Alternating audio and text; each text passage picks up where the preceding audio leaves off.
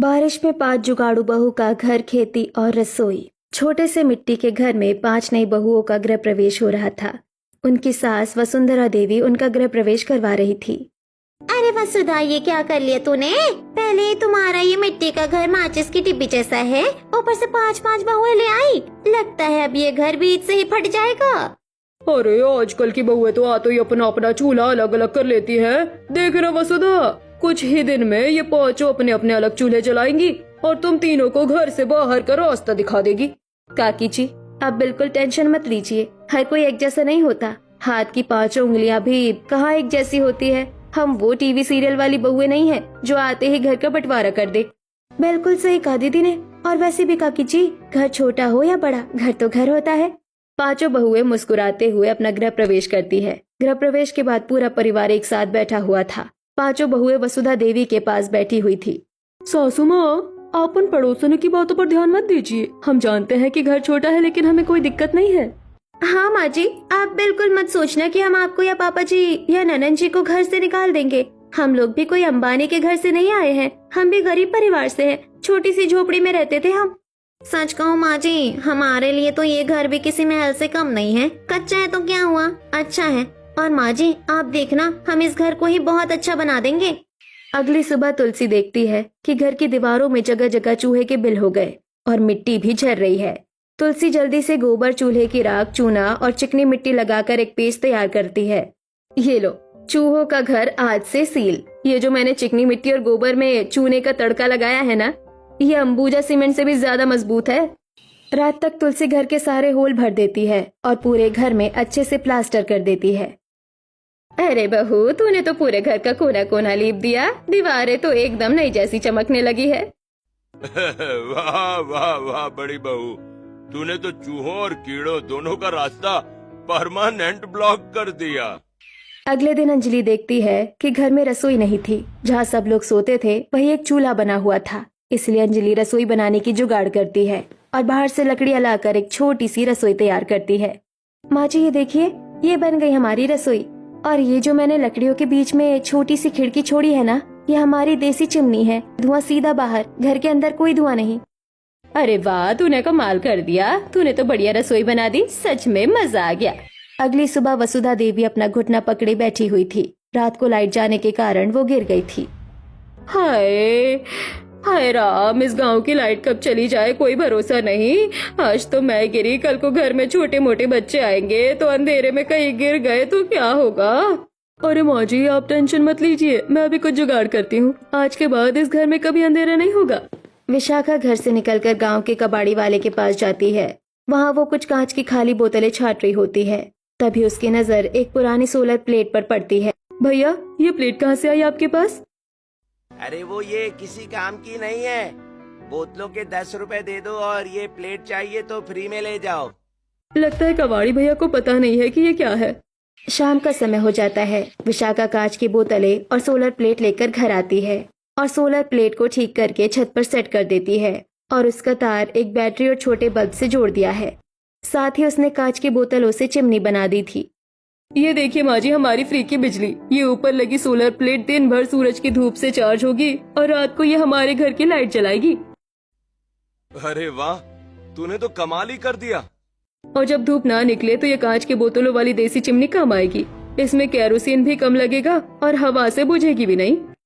क्या बात है बहू, तूने तो लाइट की बहुत अच्छी व्यवस्था कर दी। अगली सुबह पल्लवी कुएं से पानी भरने गई थी। कुएं का पानी गंदा था। पास ही एक छोटा बच्चा वो पानी पीकर जोर जोर से खांस रहा था। अगर मेरे घर वाले भी यही गंदा पानी पियेंगे तो उनकी तबीयत खराब हो जाएगी। मुझे कुछ जुगाड़ करना होगा इस पानी को साफ करने के लिए। पल्लवी पानी लेकर घर आती है और एक बड़े मटके में अपना देसी फिल्टर तैयार करती है। माँ जी, आज से हम वो कुएं का गंदा पानी डायरेक्ट नहीं पियेंगे। मैंने ये अपना देसी फिल्टर सिस्टम बनाया है। बस अब हमें इसमें गंदा पानी डालना है और फिर हमें इससे एकदम फिल्टर पानी मिलेगा। भाभी, ये कंक्रीट, बालू और कोयले से पानी साफ कैसे होगा? ननन जी, सबसे नीचे मोटे पत्थर, फिर कंक्रीट, कोयला और सबसे ऊपर बालू। जब हम ऊपर मटके में गंदा पानी डालेंगे तो इन सब लेयर से छनकर पानी एकदम बढ़िया और साफ हो जाएगा।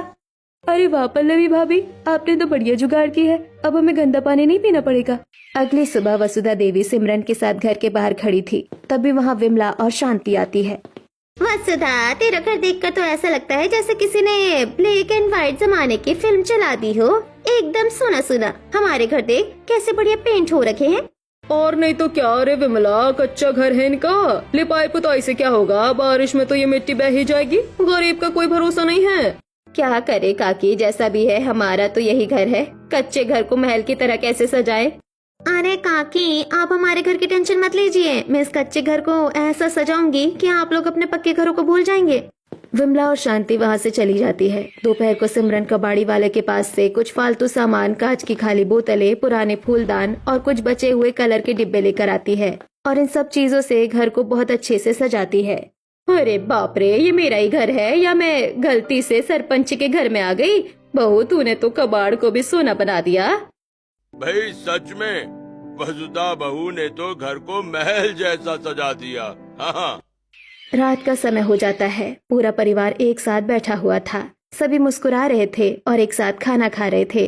अरे बहुओं, मुझे बहुत घबराहट हो रही है। देखो बारिश शुरू हो गई। क्या हुआ माँ जी? बारिश ही तो है। आप बारिश के होने से इतना परेशान क्यों हो रही है? तू नहीं जानती बहू, हमारा गांव एक गड्ढे में बसा है और वो जो पास में नदी है ना, जब बारिश तेज होती है तो उसका बहाव एकदम उफान पर आ जाता है। गांव के बाकी लोगों के घर तो पक्के हैं, हमारा घर मिट्टी का है। अगर नदी का पानी गांव में घुसा तो हम लोग तो इस घर के साथ ही पानी में डूब जाएंगे। माँ आप टेंशन मत लो। हम जहाँ काम करते हैं ना, वो बहुत बड़ा व्यापारी है। उससे हाथ जोड़कर थोड़ा बहुत कर्जा मांग लेंगे और कहीं और जाकर छोटा सा पक्का घर ले लेंगे। हाँ हाँ भैया, हम दिन रात मजदूरी करके उसका कर्जा चुका देंगे। अगली सुबह बारिश शुरू हो गई थी। पांचों भाई गांव के अमीर व्यापारी सेठ दीनदयाल की दुकान पर मदद मांगने जाते हैं, लेकिन सेठ दीनदयाल मदद करने से मना कर देता है। पांचों भाई दुखी होकर वापस घर आ जाते हैं। क्या हुआ विजय जी, सेठ ने मना कर दिया क्या? मना नहीं किया विशाखा, बहुत बेइज्जती करके भगा दिया। कह रहा था तुम्हारी औकात नहीं है। अब हम क्या करें? आप लोग बिल्कुल फिक्र मत कीजिए। इस घर में पानी की एक बूंद नहीं भरेगी। हम पांचों मिलकर कोई न कोई जुगाड़ निकाल ही लेंगे। रात हो जाती है। बारिश अब बहुत तेज हो गई थी। कच्चे घर की छत से जगह जगह पानी टपकने लगा था। अरे पंकज, वो कोने में पानी गिर रहा है, वहाँ जल्दी से बाल्टी रख। अरे ये तो बिस्तर पर भी टपकने लगा। सूरज, वो बड़ा वाला पतीला उठाकर लाना रसोई से। ये लीजिए पापा जी, लेकिन पानी तो हर जगह से आ रहा है। ऐसे हम कितने बर्तन लगाएंगे? रात भर ऐसे ही छत से पानी गिरता रहता है और पूरा परिवार परेशान होता है। अगले दिन सुबह अभी भी बारिश हल्की हल्की हो रही थी। पल्लवी एक बड़ी सी मोटी पॉलीथीन लेकर आती है। विनोद जी, विकास भैया, ये लीजिए, लंबी वाली पॉलीथीन है। हम औरतें तो ऊपर नहीं चढ़ पाएंगे। आप पांचों भाई जल्दी से छत पर चढ़िए और इसे छत के ऊपर बिछा दीजिए। पांचों भाई पॉलीथीन लेकर छत पर चढ़ जाते हैं और उसे बिछा देते हैं। पानी टपकना बंद हो जाता है, लेकिन तभी बहुत जोर की आंधी आती है और वो पॉलीथीन हवा में उड़ने लगती है। अरे पल्लवी, हवा बहुत तेज है, ये पॉलिथीन तो उड़ रही है। अरे आप लोग इसे ऐसे मत पकड़िए, इसके ऊपर भारी लकड़ियाँ और पत्थर रख दीजिए। मैं लाती हूँ लकड़ियाँ दीदी, आप लोग मेरी मदद करो। बाकी चारों बहुएं मोटी लकड़ियाँ लाती है और अपने अपने पतियों को देती है। पांचों बेटे उन लकड़ियों को पॉलीथीन के किनारों पर अच्छे से दबाकर बांध देते हैं और पॉलीथीन उड़ना बंद हो जाती है। पूरा परिवार घर के अंदर आता है। अब घर के अंदर पानी नहीं टपक रहा था। वाह बहुओं वाह, तुमने तो कमाल की जुगाड़ कर दी। अब छत से पानी नहीं आएगा। हे भगवान, छत से तो नहीं आ रहा, लेकिन दरवाजे के नीचे से तो पानी आ रहा है। सब दरवाजे की तरफ देखते हैं। बाहर सड़क का पानी तेज प्रेशर से घर के अंदर आ रहा था। घबराइए मत तुलसी दीदी, अंजलि दीदी, वो जो कोने में लोहे की पुरानी चादर और लकड़ियाँ रखी है ना, जल्दी लाइए। विशाखा जल्दी से गेट की दहलीज पर लोहे की चादर और कुछ ईंट लगाकर एक छोटी दीवार खड़ी कर देती है, लेकिन बाहर पानी का प्रेशर बहुत ज्यादा है। चादर पीछे की तरफ खिसकने लगती है। अंजलि, इधर आ, जल्दी से पूरी ताकत से पकड़ो, नहीं तो घर के अंदर ज्यादा पानी आ जाएगा। मैं पूरी ताकत लगा रही हूँ दीदी, पानी अंदर नहीं आने दूंगी। ऐसे ही कुछ समय बीत जाता है। सुबह शाम लगातार बारिश हो रही थी। सुबह का समय था, बारिश अभी भी हो रही थी। गांव में बहुत पानी भर गया था। पूरा परिवार घर से बाहर आता है तो देखता है कि गांव वाले अपना अपना सामान लेकर गांव छोड़कर सुरक्षित जगह पर जा रहे हैं। हे भगवान, हम कहाँ जाए? लोगों के पास तो पैसे हैं तो शहर में जाकर रह लेंगे, लेकिन हम कहाँ जाए? हमारे पास तो पैसा नहीं है। पता नहीं क्या होगा, कुछ समझ नहीं आ रहा। पूरा गांव खाली हो गया है, बस हम ही बचे हैं इस गांव में। देखते ही देखते पूरा गांव लगभग खाली हो गया था। पानी और तेजी से बढ़ रहा था। पूरा परिवार घर के अंदर था। घर की दीवारें अब गीली होने लगी थी। हे राम, ऊपर से तो पानी रुक गया, लेकिन ये नीचे जो पानी आ रहा है वो हमारी दीवारों को खराब कर रहा है। मुझे तो लग रहा है ये घर अब हमारे ऊपर ही गिरेगा। अब क्या करें वसुधा? बाहर चारों तरफ पानी है, अंदर घर धंस रहा है। लगता है आज भगवान ने हमारी मौत इसी पानी में लिखी है। पापा जी, हौसला रखिए। मौत इतनी आसानी से नहीं आएगी। आप लोग रोना बंद कीजिए। पर क्या करें तुलसी, कुछ समझ नहीं आ रहा। पानी बढ़ता ही जा रहा है। विकास जी, आप पांचों भाई अभी के अभी गांव के सरपंच के पास जाइए। वो गांव के मुखिया है, वो हमारी मदद जरूर करेंगे। जाइए जल्दी। भाभी बिल्कुल ठीक कह रही हैं। चलो भाइयों, सरपंच जी के पैर भी पकड़ने पड़े तो पकड़ लेंगे। पांचों भाई बारिश में ही बाहर जाते हैं और कुछ समय बाद रात को दुखी होकर घर वापस लौटते हैं। सरपंच जी तो पहले ही शहर भाग गए। पूरा गांव भी खाली हो गया है। बस रामू काका बचे थे, वो भी अपना सामान लेकर जा रहे थे और बता रहे थे कि नदी का बहाव बहुत तेज हो गया है और नदी का पानी कभी भी गांव में आ सकता है। रात बहुत हो गई है। अंधेरे में इस तेज पानी में बाहर निकलना सुसाइड करने जैसा है। आज की रात जैसे तैसे गुजार लेते हैं, कल सुबह देखेंगे कि कहाँ जाना है। घर में बहुत पानी भर गया था। घर का सामान अब पानी में तैरने लगा था। अरे अंजलि, मुझे ये बताओ कि हम रात कैसे गुजारेंगे, कहाँ सोएंगे? सोने की आप फिक्र मत कीजिए, मेरे पास एक ही बढ़िया जुगाड़ है। बस आप वो नीला ड्रम लाइए जो हमारे घर में रखे हुए हैं। पांचों भाई मिलकर बड़े बड़े नीले ड्रम लाते हैं। पल्लवी उन नीले ड्रम की मदद से नाव तैयार करती है। ये लो, बन गई हमारी नाव। हमने ड्रम को काट कर नाव बना दी है। एक ड्रम में 2-3 लोग आराम से सो सकते हैं। अरे वाह, तूने तो कबाड़ से नाव ही बना दी। चलो, कम से कम आज रात पानी में तो नहीं सोना पड़ेगा। परिवार के सब लोग उन ड्रमों में एडजस्ट होकर सो जाते हैं। पानी के ऊपर ड्रम तैर रहे थे। कुछ समय बीत जाता है। सब घर वाले ड्रम में सो रहे थे। बारिश बहुत तेज हो रही थी। अचानक छत से कुछ मिट्टी और पानी अंजलि के ऊपर गिरता है। ये क्या गिरा? अंजलि ऊपर देखती है, छत की लकड़ियां टूट रही है और दीवारें भी पानी से गीली होकर गिरने वाली है। उठो सब लोग, जल्दी उठो, घर गिरने वाला है। सब जल्दी से बाहर निकलो। जल्दी नाव बाहर निकालो। सब घर वाले नाव में बैठकर घर से बाहर निकल जाते हैं। गांव में चारों तरफ सिर्फ पानी ही पानी था। जैसे ही घर वाले घर से बाहर निकलते हैं, वैसे ही घर टूट जाता है। हाय, मेरा घर टूट गया, सब बर्बाद कर दिया इस पानी ने। वो देखो, नदी का पानी गांव की तरफ आ रहा है। हमें जल्दी यहाँ से निकलना होगा। भाभी, मुझे बहुत डर लग रहा है। हम कहाँ जाएंगे? ये पानी तो हमें बहा ले जाएगा।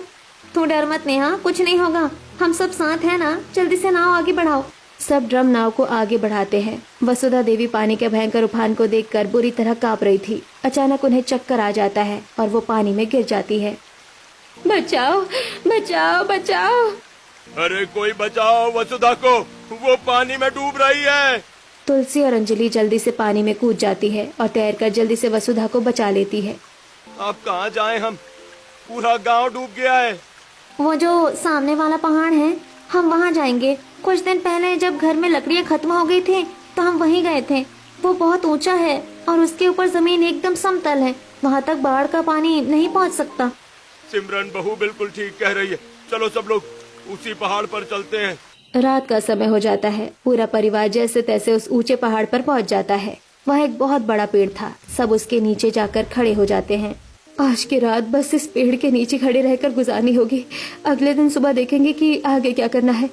रात भर बारिश होती है और पूरा परिवार उसी पेड़ के नीचे खड़े रहता है। समय बीत जाता है। सुबह हो गई थी।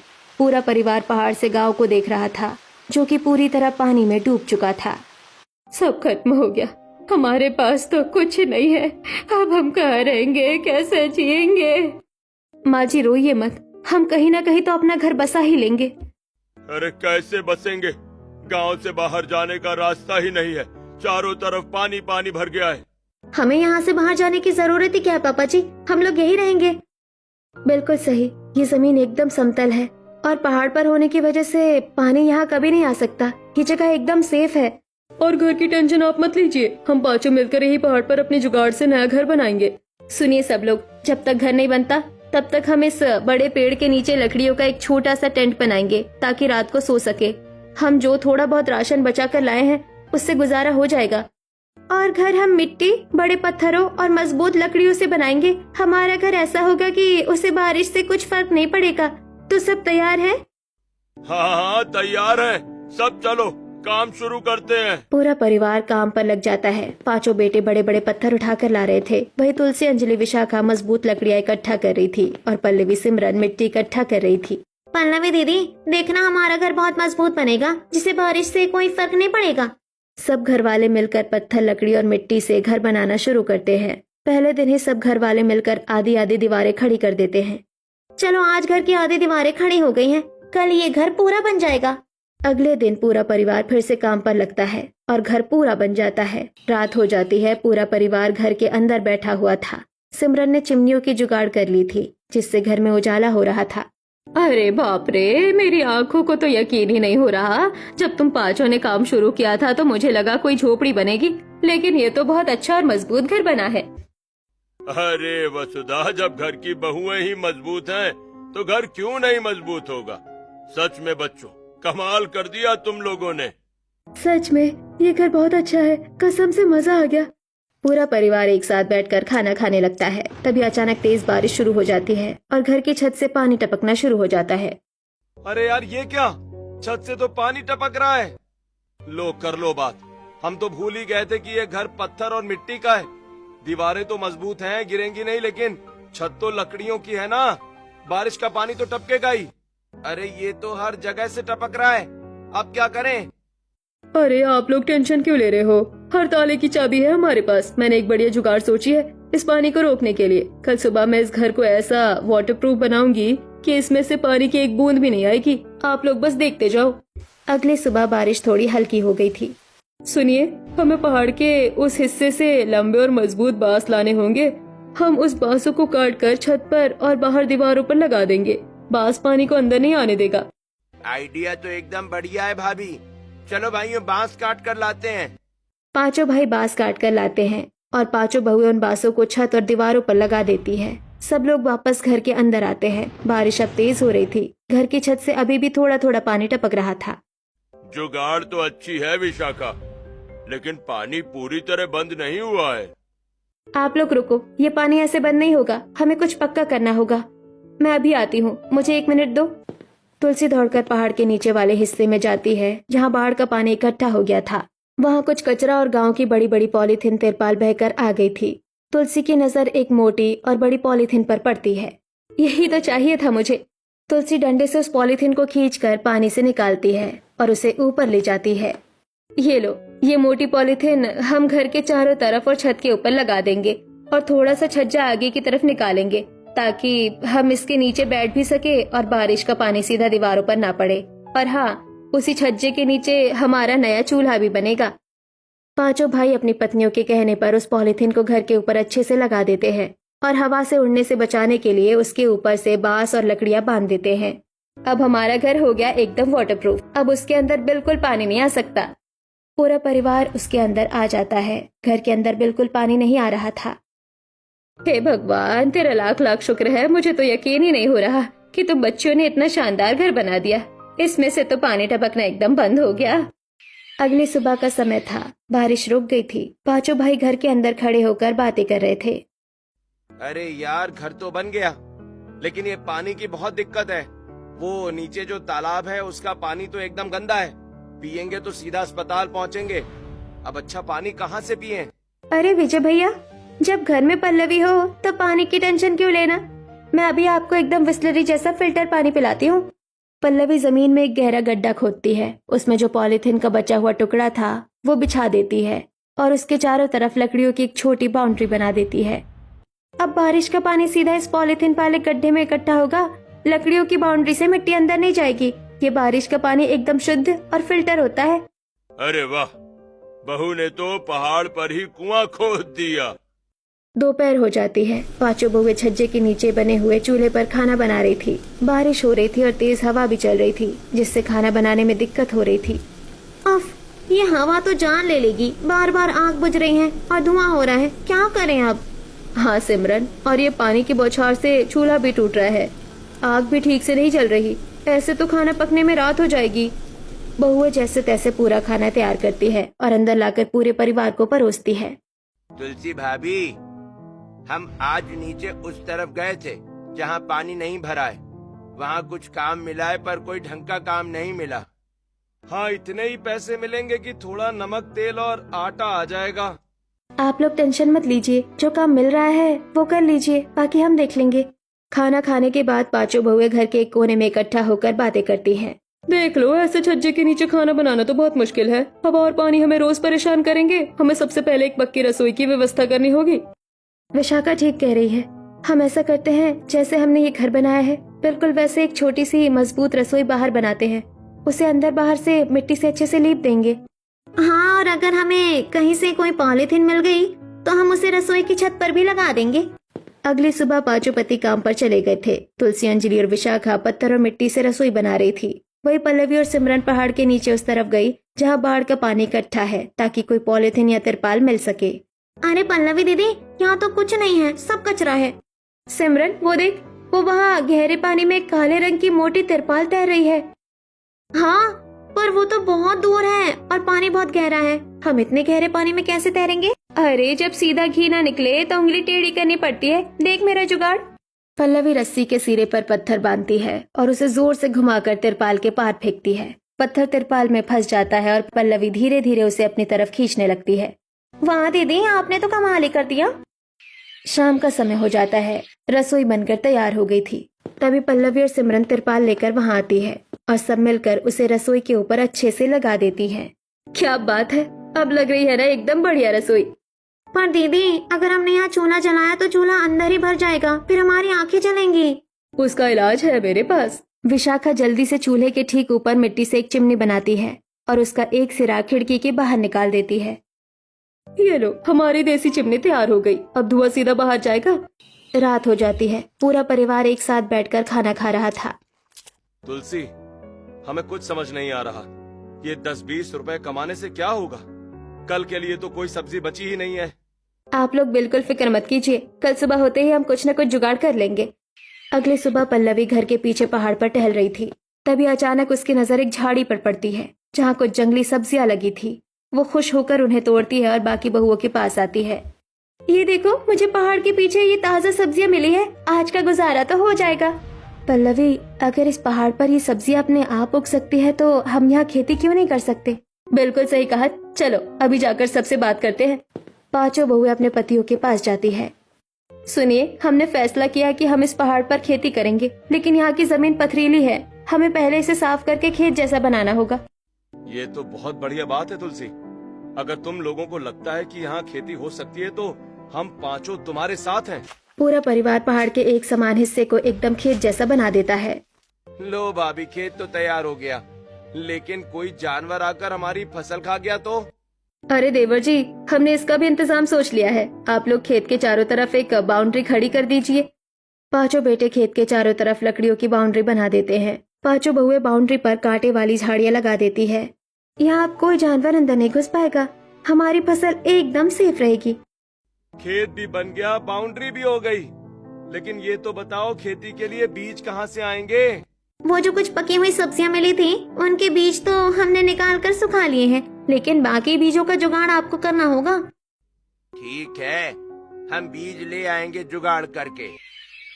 अगले दिन पांचों भाई काम करने के लिए निकल जाते हैं और वहाँ से अपने साथ कुछ बीज ले आते हैं। बहुएं खुशी खुशी उन बीजों को खेत में बो देती है।